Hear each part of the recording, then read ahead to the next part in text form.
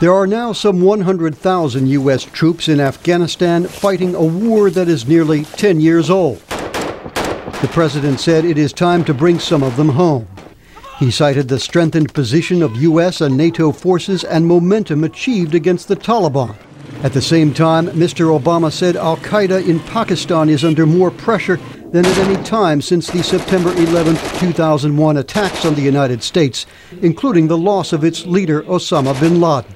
Starting next month, we will be able to remove 10,000 of our troops from Afghanistan by the end of this year, and we will bring home a total of 33,000 troops by next summer, fully recovering the surge I announced at West Point. After this initial reduction, our troops will continue coming home at a steady pace as Afghan security forces move into the lead. Mr. Obama said Afghan forces have already assumed security responsibility in some areas. He reiterated that the Taliban, now in talks with the government, must break ties with al-Qaeda, abandon violence, and abide by the Afghan constitution.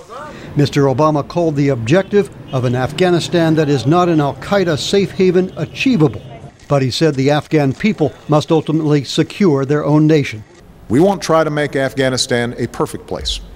We will not police its streets or patrol its mountains indefinitely. That is the responsibility of the Afghan government, which must step up its ability to protect its people and move from an economy shaped by war to one that can sustain a lasting peace.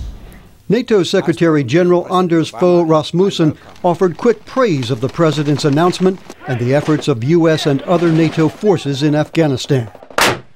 The tide is turning. The Taliban is under pressure everywhere.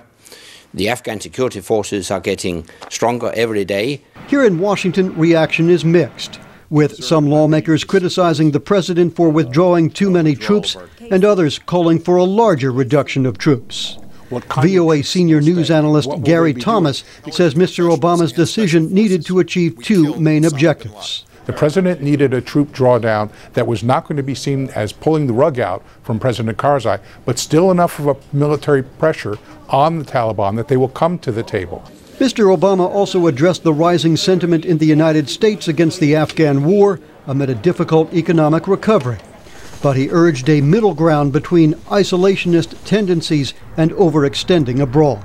We must chart a more centered course. Like generations before, we must embrace America's singular role in the course of human events. But we must be as pragmatic as we are passionate, as strategic as we are resolute. That resolve, the president said, will allow Afghan forces to take over full security of their country by 2014.